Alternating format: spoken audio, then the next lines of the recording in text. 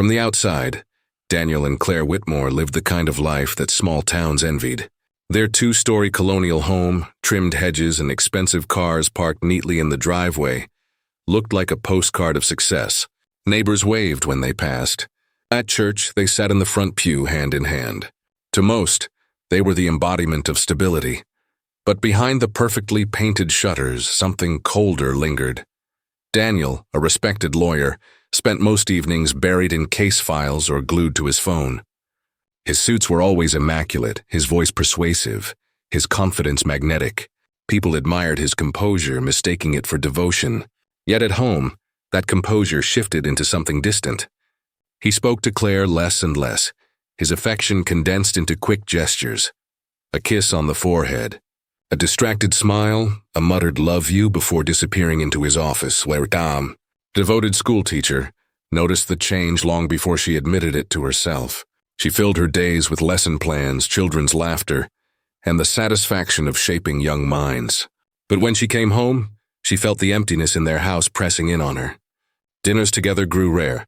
Conversations about the future ended quickly, always derailed by Daniel's urgent work. She tried to dismiss it, convincing herself all marriages had seasons. Still, a question gnawed at her. Was Daniel's distance born of stress, or was something darker pulling him away? At family gatherings, the cracks showed.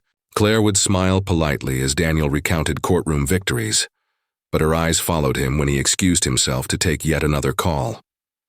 She remembered the way he used to be, attentive, playful, warm. That man seemed like a memory fading at the edges. Late at night, Claire lay awake beside him, staring at the ceiling. Daniel's breathing was steady, already lost in sleep, but his back was turned toward her. She reached for him sometimes, fingers brushing his shoulder, only to pull back before waking him. The silence between them felt louder than any argument, yet to the world, they were still the perfect couple. People at the school praised Daniel for being such a supportive husband. Parents whispered that Claire was lucky to have him.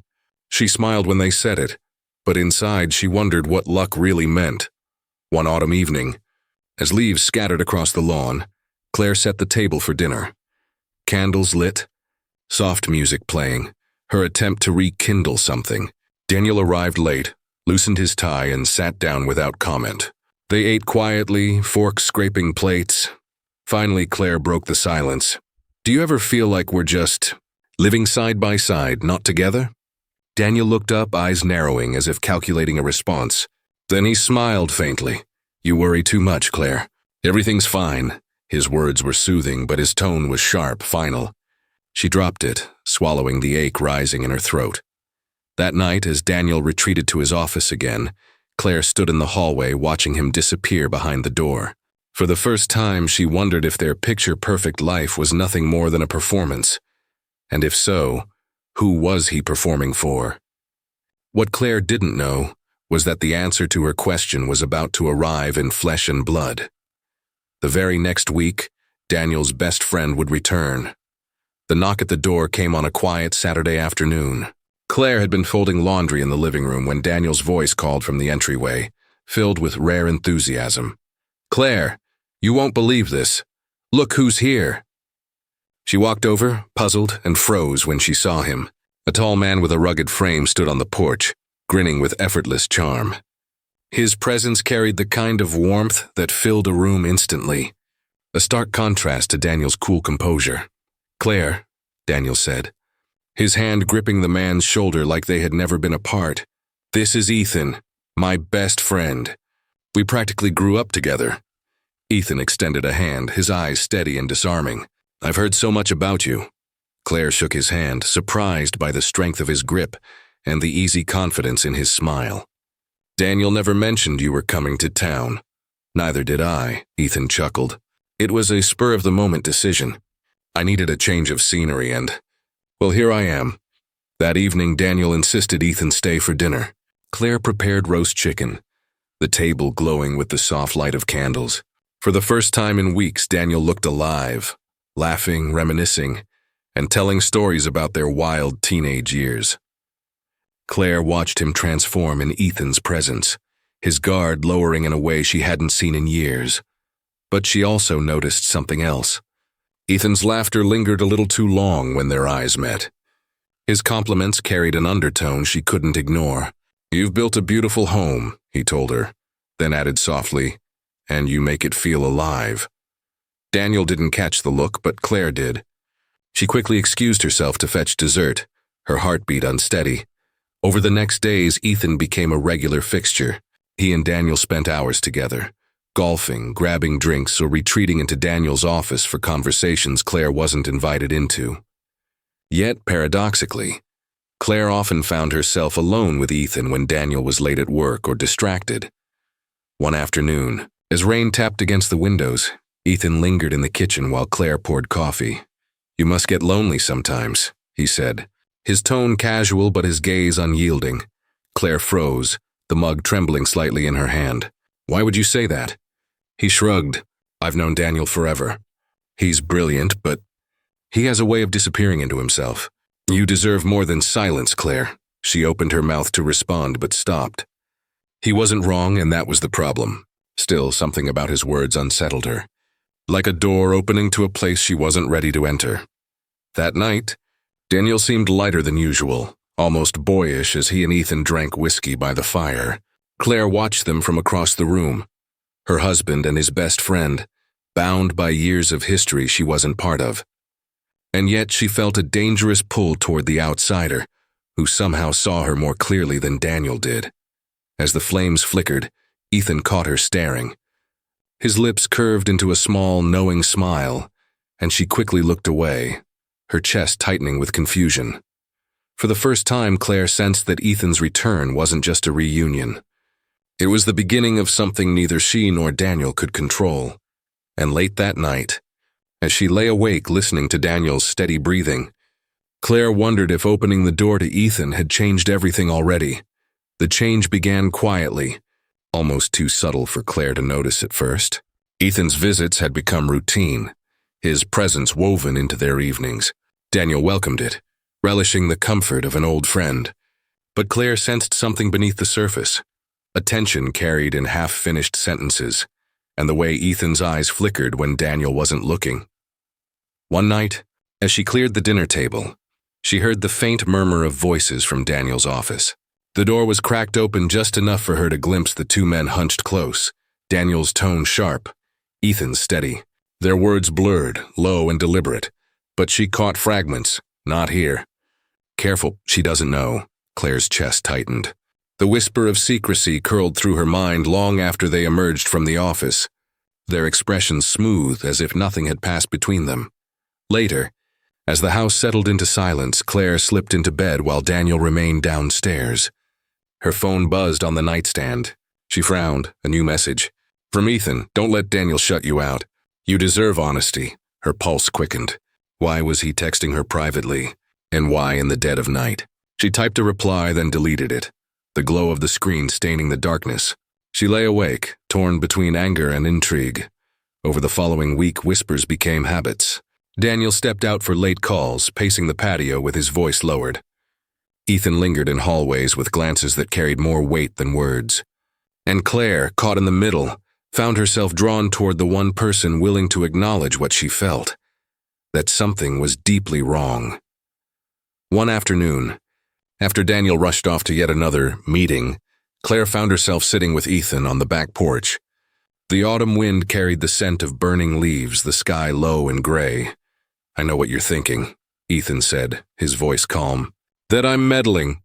But Daniel's not the man you think he is."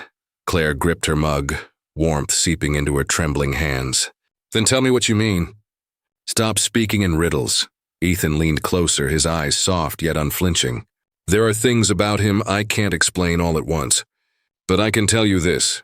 He's keeping secrets that would break you if you knew. You don't have to carry it alone." The words cracked something inside her. For months she had felt invisible, unheard. Now Ethan's voice was an anchor, drawing her closer even as fear coiled in her stomach. That evening when Daniel returned, she studied him differently. The way he kissed her cheek without meeting her eyes. The way he vanished into his office again, leaving her with silence. She wanted to ask him directly, but Ethan's warning echoed in her mind. And so instead of turning to her husband, she picked up her phone. Her fingers hesitated, then typed a message. Not to Daniel, but to Ethan. I need to know the truth. Don't keep me in the dark. The reply came almost instantly. Then trust me, Claire. And be ready. She set the phone down, her heart hammering. Somewhere deep inside, she knew this was the first step onto dangerous ground. What began as whispers had become confessions. And soon, those confessions would ignite something she could no longer control. The text messages became a lifeline. At first, simple check-ins. How are you holding up? Then longer, more intimate confessions. Claire poured into Ethan the words she couldn't say to Daniel. Her loneliness, her fears, her sense of being invisible. Ethan listened, always responding with patience, always validating what Daniel dismissed. One rainy evening, the weight of it all tipped into something she could no longer control. Daniel had left for yet another late meeting, briefcase in hand, his tone sharp when she asked where he was really going. Stop interrogating me, Claire. You're imagining things. The slam of the door left the house vibrating in silence. Claire sat at the kitchen table, staring at the untouched dinner, her hands trembling. A knock came a half hour later. It was Ethan. His shirt was damp from the rain, his eyes searching hers. I saw his car pulling away, he said softly. I knew you'd be alone. She should have sent him away. But instead she let him in. The moment stretched between them as thunder rolled outside. Ethan stepped closer, brushing a strand of hair from her face. Claire felt her breath hitch. The tenderness, the recognition in his eyes. It was everything she had been starved of. You don't have to keep pretending, he whispered. Her defenses crumbled. She leaned into him and his lips found hers. Urgent, desperate, forbidden. What began as comfort spiraled into heat. Their bodies pressed together in the shadows of the living room. Every kiss was both a betrayal and a release. Afterward, Claire sat curled against him on the couch, her pulse still racing. Guilt clawed at her chest, but so did a dangerous sense of relief. For the first time in months, she felt seen, wanted, alive. I shouldn't have, she began.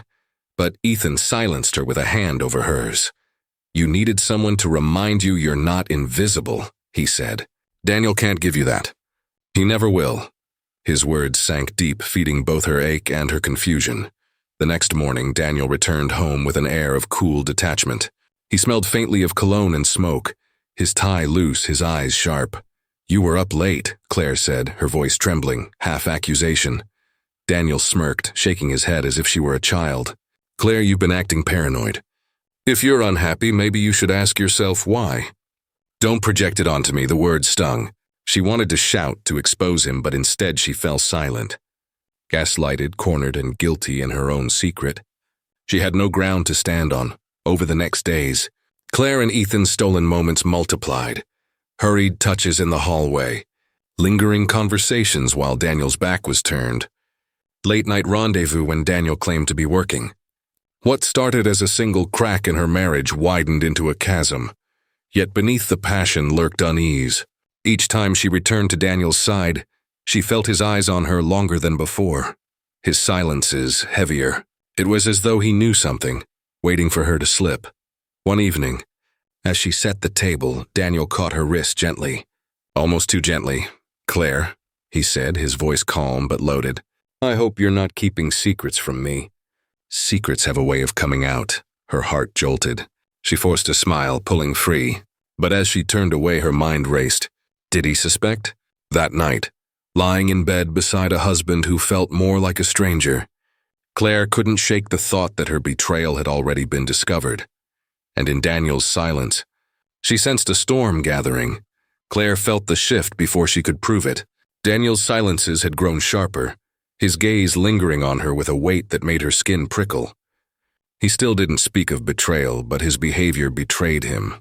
Subtle, chilling changes that turned their home into a cage. It began with questions that sounded casual, but carried a bite. You went to the store yesterday. For 2 hours? What kept you so long? You've been texting more often. Who's keeping you so entertained? Each question came with a smile, his tone light, but his eyes never left hers. The smile no longer felt affectionate. It felt like a mask. Claire tried to reassure him, but her explanation sounded hollow even to herself. She became hyper-aware of her movements, terrified of saying the wrong thing. Ethan's texts, once her only refuge, now set her heart racing with dread. She deleted them instantly, worried Daniel might search her phone while she slept.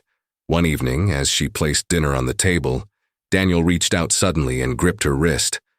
Not hard enough to bruise, but tight enough to warn. "You've seemed distracted lately," he said smoothly. "I just want to make sure you're not keeping secrets from me." "Secrets destroy families, Claire." Her throat went dry. "I'm not—" He released her, smiling as if the conversation had never happened, and began eating. The moment was brief, but its shadow stretched long. Days later, she found her drawer rifled through, clothes folded differently. Her journal had been moved, a pen laid sideways across the page. She never confronted Daniel, but the message was clear. He was watching. At night, she lay stiff in bed, his arm draped over her like a shackle. His breathing was steady, but Claire felt the menace in his presence. She realized with horror that Daniel no longer needed to raise his voice. His silence was more terrifying than shouting ever could be. Ethan noticed her fraying edges. One afternoon, when Daniel was at work, she met Ethan in the park, the autumn wind cutting through her thin sweater. "He's changing," she whispered, her voice trembling. "I think he knows." Ethan's jaw tightened. "Then you can't stay in that house, Claire. You're not safe, but leaving wasn't simple. Daniel had control of everything. Their finances, their home, even her reputation in town. To the outside world, he was still the polished lawyer, the devoted husband. No one would believe her if she tried to expose the cracks. That night, Daniel returned later than usual, his suit jacket slung over his arm, his expression unreadable. He kissed her cheek, lingered a moment too long, then whispered, "You'll always choose me, won't you, Claire?" It wasn't a question, it was a command. A warning wrapped in affection. Claire forced a nod, but inside panic surged. For the first time, she saw her husband clearly, not as the man she had married, but as someone darker, someone capable of anything. And in that realization, she knew, whatever mask Daniel had worn for years had finally begun to slip. The tension inside the Whitmore house had grown unbearable. Every smile from Daniel felt rehearsed. Every touch a calculated reminder of control. Claire found herself flinching at the sound of his footsteps, terrified of what he might already know. Ethan sensed it too. One evening he called her to meet him at a quiet cafe on the edge of town. The place was dim, nearly empty, the kind of spot where no one paid attention. Claire arrived with her pulse racing, half afraid Daniel had followed her. Ethan leaned across the table, his voice low. "I can't keep this from you any longer. You need to know who you're married to." Her fingers tightened around her coffee cup. "What are you talking about?" "Daniel isn't just a lawyer. He's been laundering money for some very dangerous people. I've seen the documents, the transfers, the shell companies. He's deeper in it than you could ever imagine." Claire shook her head, her throat constricting. "No, he wouldn't." Ethan's gaze sharpened. "Claire, he's been lying to you for years. And if you don't believe me, then ask yourself why he watches you the way he does. Why he can't let you breathe. He's not trying to protect you. He's trying to keep you quiet." She wanted to dismiss it, to walk away, but flashes of Daniel's behavior crowded her mind. The locked office, the late nights, the phone calls that ended abruptly when she entered the room. It all clicked together in a way that made her stomach turn. "But why tell me now?" she asked, her voice breaking. Ethan exhaled slowly, as if releasing a burden. "Because I have proof. I kept copies of everything years ago when I worked with him. I thought I could use it against him one day if I had to. But now I think he's dangerous, Claire. Dangerous to you," her mind whirled. This was the man she had married, the man she had trusted with her life. If Ethan was telling the truth, then every vow Daniel had spoken, every promise was nothing more than a cover for corruption. Yet a sliver of doubt cut through her fear. Why would Ethan hold on to this evidence for years? Why reveal it only now when they were already entangled? "Are you protecting me?" she asked cautiously. "Or using me?" For the first time, Ethan hesitated. His jaw flexed, his eyes darkened. "I care about you. I always have. But if we're going to survive this, you have to trust me. Daniel won't let either of us walk away clean." The weight of his words settled like a stone in her chest. She wanted to believe him, the man who had given her comfort, who had touched her in ways Daniel no longer did. But a darker voice whispered inside her. Maybe Ethan's motives weren't so pure. That night back at home, Claire sat across from Daniel at the dinner table. His eyes scanned her face as though searching for cracks. "You're quiet," he murmured, sipping his wine. "Something on your mind?" She forced a smile, hiding the storm churning inside her. If Ethan was right, then she was living with a man capable of far more than cruelty. She was living with a criminal, and yet trusting Ethan felt just as dangerous. Claire excused herself, retreating upstairs where she clutched her phone, staring at Ethan's last message. "Be ready. Things are going to break soon." She had no idea just how soon, or how bloody it would be. The storm rolled in just as tension inside the Whitmore house reached its breaking point. Rain hammered against the windows, lightning flashing across the sky in jagged streaks. Claire stood at the edge of the living room, her body rigid, her mind trapped between Ethan's warnings and Daniel's watchful eyes. Daniel paced the room with a glass of scotch in his hand. His gaze never left her, sharp and probing. "You've been distant," he said finally, his tone deceptively calm. "Distracted. Who's been filling your head with lies, Claire?" Her breath caught, he knew. She could see it in the curl of his lips, in the way he took one deliberate step closer. "I don't know what you're talking about," she whispered.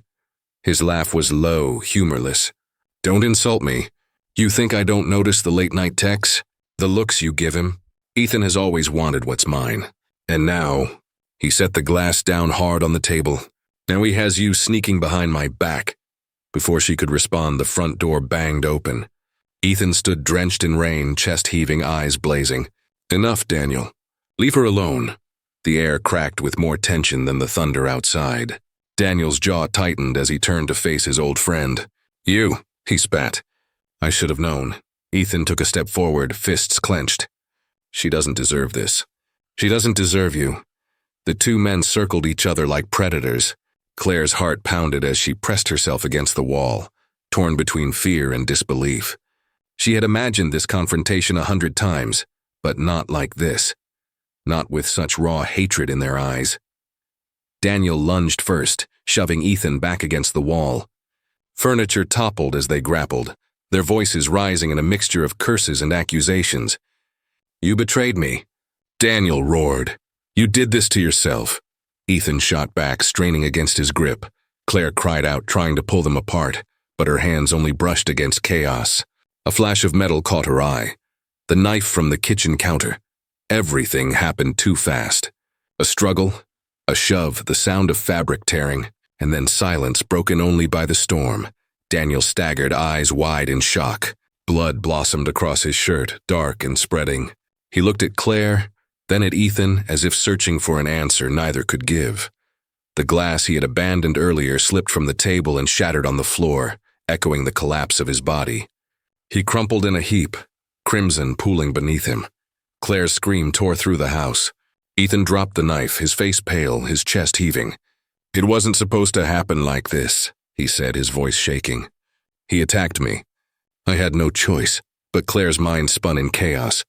She remembered reaching out, grabbing at hands and arms in the blur of movement. Had she pushed? Had she pulled? Had she driven the blade without realizing? Lightning lit the room again, illuminating Daniel's lifeless eyes staring at the ceiling. Ethan touched her arm, urgent. "We have to think, Claire. We need to decide what happened here. Was it self-defense, or do we make it look like something else?" Her knees gave out and she sank to the floor, trembling. The truth was already slipping from her grasp, rewritten by fear, love, and guilt. Outside, the storm raged on, drowning the night in thunder.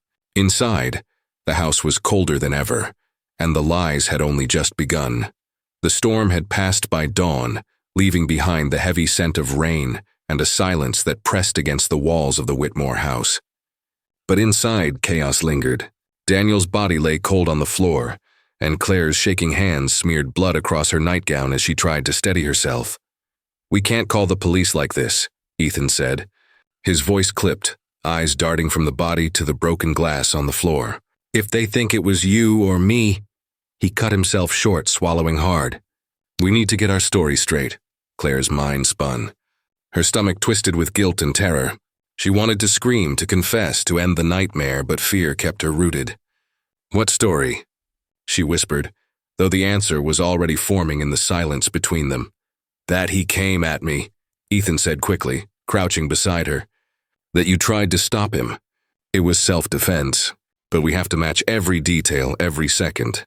If we contradict each other—" He looked at her, sharp, almost desperate. "We're done."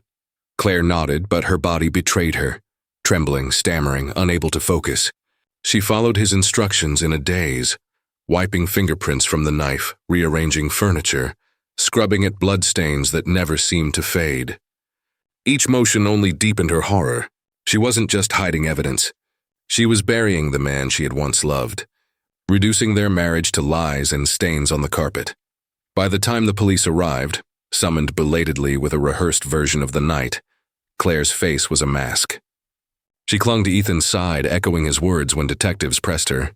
"He attacked us," she said softly, her voice cracking at the edges.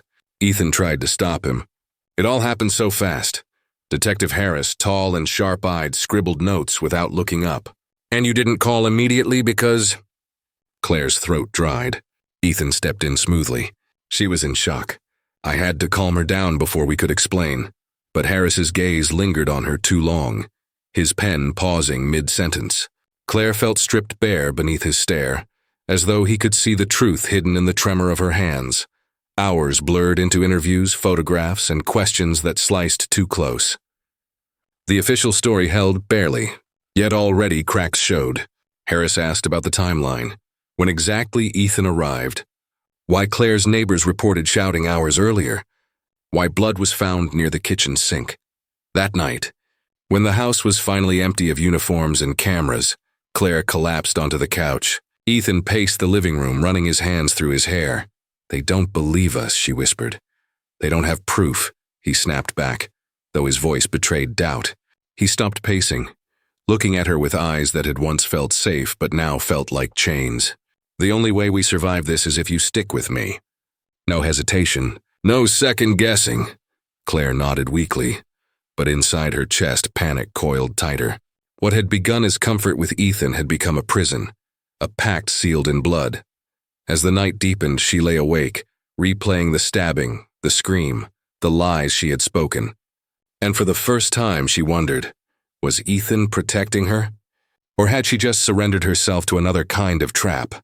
Detective Harris returned 2 days later, this time without the veneer of polite curiosity. His questions were sharper, his tone edged with quiet suspicion. Claire sat in the sterile interview room, hands clenched in her lap, trying to keep her voice steady. "Mrs. Whitmore," Harris began, "your husband's colleagues describe him as controlling, volatile. Records confirm past complaints of domestic disputes, though none officially pursued. Did you ever feel unsafe with him?" Claire hesitated. The truth pressed against her lips, but releasing it meant exposing more than she could control.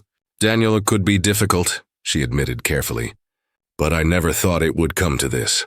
Harris's gaze didn't soften. "And yet, you didn't call the police immediately. You cleaned blood off the floor before contacting us. That doesn't sound like a woman in shock. It sounds like someone staging a scene." Her pulse spiked. "I didn't know what to do," she stammered. "Ethan told me?" She stopped herself, realizing too late what she had given away. The detective leaned in. "Ethan told you? Interesting, 'cause Ethan's version leaves out a lot. His timeline doesn't match yours. His fingerprints are all over the knife, but yours are on the handle too." Claire's throat tightened. She remembered the chaos, the blur of hands, the blade between them. Had she gripped it? Had she driven it forward? The memory was jagged, broken by fear. When Harris finally dismissed her, she left the station shaking, only to find Ethan waiting outside. His smile was thin, brittle. "What did you tell them?" he demanded the moment they were alone. "Nothing," she whispered. "I tried. But they know, Ethan. They know something doesn't fit." He gripped her arm harder than she expected. "Then you need to hold it together. They'll try to pit us against each other. If you break, Claire, everything we've done, everything we've risked comes crashing down." That night, Claire lay awake, torn between fear of the detectives and fear of Ethan. She replayed Harris's words, accomplice, mastermind, The line between victim and betrayer blurred, until she no longer knew which role she occupied. By the third interview, the focus shifted. Detectives presented financial records, Daniel's hidden offshore accounts, unexplained withdrawals, Ethan's name appearing in places it shouldn't. Claire's breath hitched as Harris laid photographs across the table. Images of Ethan meeting shadowy figures in parking lots, exchanging envelopes. "You see, Mrs. Whitmore," Harris said softly. "Your husband had secrets, yes, but so does Ethan, and you're caught between them. The question is, which side are you really on?" Claire stared at the photos, her pulse hammering. For the first time, she saw Ethan not as her rescuer, but as something darker, a man who had pulled her into a story she might never escape. When she left the station, Ethan was waiting again. His first words chilled her. "Remember, Claire, and if one of us goes down, we both do." The trap had closed. She was no longer just lying for Ethan. She was bound to him, her freedom chained to his secrets. The courtroom was cold, its walls echoing with whispers and the shuffle of papers. Claire sat at the defense table, her hands clasped tightly, knuckles pale. Across from her, Ethan leaned back in his chair with a practiced calm that made her stomach churn. He had worn that same mask when he convinced her to lie, when he pressed her to hide the truth. The prosecution began with Daniel's blood. Photos of the crime scene splashed across the screen, stark under the fluorescent lights. The jury flinched at the images, the crimson pool, the broken glass, the knife. But the evidence was more than gore. Financial records, surveillance photos, and text messages painted a darker picture. Ethan wasn't just a victim of Daniel's violence. He had orchestrated deals, manipulated Claire, and positioned himself to benefit from Daniel's downfall. Offshore accounts tied to Ethan's name proved he had his own secrets, woven deep into Daniel's hidden life. Claire's chest tightened as the prosecutor turned to her. "Mrs. Whitmore," he said to the jury, "is not innocent either. She may not have wielded the knife with intent, but her silence, her deliberate cover-up, speaks volumes. She chose lies over truth, betrayal over loyalty. And for that, she is complicit." She wanted to scream, to protest, to beg them to understand. She had been trapped, gaslit, manipulated. Yet she also remembered the rush of Ethan's touch, the thrill of forbidden love, the choices she had made in the quiet moments when no one was forcing her hand. When it was Ethan's turn on the stand, his mask cracked. Under cross-examination, his charm faltered. Messages between him and Daniel revealed years of tension, financial disputes, threats, betrayals. One thread stood out. Ethan had been pushing Daniel to invest, to cover debts that weren't Daniel's at all. And when Daniel refused? The prosecutor asked. Ethan's jaw tightened. "He tried to ruin me. He threatened to expose everything." The prosecutor leaned in. "So you took matters into your own hands." The words struck like a hammer. Claire lowered her head, shame burning through her. After weeks of testimony, the verdicts fell like stones. Ethan, guilty of second-degree murder, fraud, and conspiracy. Claire, guilty of obstruction of justice and accessory after the fact. The sentences were different, yet equally damning. Ethan would spend decades behind bars. Claire, though spared the same fate, faced years of probation, community service, and the unshakable stain of betrayal. As Ethan was led away in chains, he glanced back at her, a flicker of something unreadable in his eyes. Not love, not remorse. Possession, as if reminding her that no matter the verdict, she would always be tied to him. When the courtroom emptied, Claire remained seated, staring at the polished wood before her. Daniel was gone, Ethan was condemned, and she was left hollow, a woman undone by the choices she had made, haunted by the truth that marriage vows, love, loyalty, even betrayal, can bind tighter than any prison cell.